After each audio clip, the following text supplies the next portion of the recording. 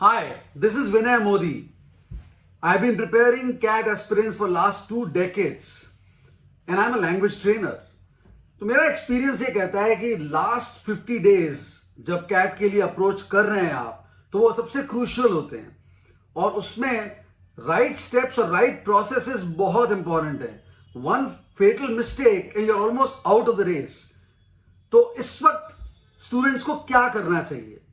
मेरे को लगता है कि 6 स्टेप्स बहुत ज्यादा इंपॉर्टेंट होंगे और वाइटल होंगे.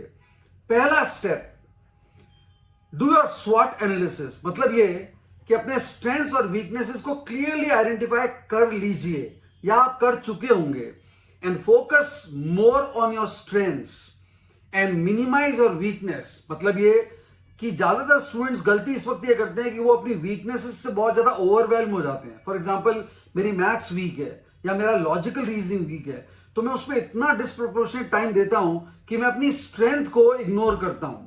नॉर्मली कैट के इमीडिएट जब पास आते हैं तब रियलाइज होता है कि मेरी वीकनेस पे तो मैंने बहुत काम कर लिया लेकिन मेरी स्ट्रेंथ अब वो स्ट्रेंथ नहीं लग रही. स्ट्रेंथ मतलब get 95 plus percentile and at any point of time 3 test में कंसिस्टेंट अगर आपका स्कोर आता है तो वो आपका बेस स्कोर होता है. ये मेरा एक्सपीरियंस बोलता है. पहली चीज. दूसरा, मेक श्योर कि आप मैक्सिमम फॉर्म्स भरें. इस वक्त क्या होगा कि बहुत सारे इंस्टीट्यूट अपने फॉर्म्स रिलीज कर रहे हैं. कोशिश ये कीजिए कि आप बहुत इंपॉर्टेंट जो आपने एक ब्रैकेट या सेगमेंट बनाया है उसको बिल्कुल फोकस करके फॉर्म्स भरने में कोई भी लेट या डिले ना करें. और बिकॉज क्या होता है जब एग्जाम्स पास में आएंगे तो आपके पास टाइम नहीं होगा इतना. तो इस वक्त फॉर्म्स भरिए और अश्योर्ड रहिए कि मैंने अपने गैमेट को कवर कर लिया है. तीसरा, मेक श्योर कि आपके जो ऑल इंडिया टेस्ट हैं वो एक प्रोसेस है, वो रिजल्ट नहीं है. उनमें consistency in terms of writing the test, analysing the test and realising as to how you can improve from there is very important. तो टेस्ट को डिले नहीं करें और टेस्ट से डीमोटिवेटेड नहीं होना है आपको, बिकॉज प्रोसेस है ये. आप ये टेस्ट दे रहे हैं ताकि आप देख पाए कि जो आपने मेहनत की है पिछले कुछ महीनों में उसमें आप कितना ऑप्टिमाइज कर पा रहे हैं. चौथा, स्ट्रेटजी राइट कीजिए.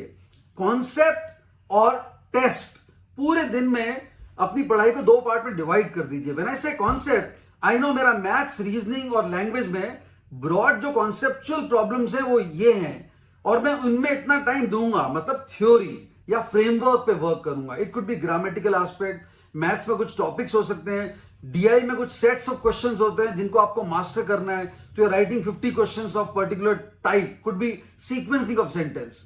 और टेस्ट के लिए टाइम आपका पूरे दिन में अलग होगा जिसमें आप टेस्ट देंगे, टाइम टेस्ट देंगे, उनको एनालाइज करेंगे.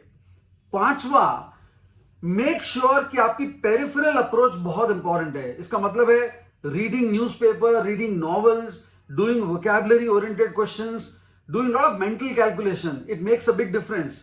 और छठा जो मुझे लगता है बहुत इंपॉर्टेंट है, stay fit and stay positively motivated for bigger game. देखिए, जब गेम बड़ा होता है तो स्किल सेट एक्सपेक्टेड भी बड़ी होनी चाहिए. तो अपने आप को बड़े गेम के लिए तैयार रखिए. तो उसके लिए पॉजिटिविटी बहुत जरूरी है. स्कोर्स कम ज्यादा होते रहेंगे. अब आपने डिसाइड कर लिया कि मुझे मैनेजमेंट के लिए जाना है तो फिर nothing can stop you from getting into a bigger league. तो इन 6 एस्पेक्ट्स पे वर्क कीजिए and I can tell you CAT exam is going to be yours. Stay connected for more tips on CAT exam. मैं रोज video upload करूंगा. आप अपने question पूछ सकते हैं, कमेंट करिए and stay connected with me. Bye bye, take care.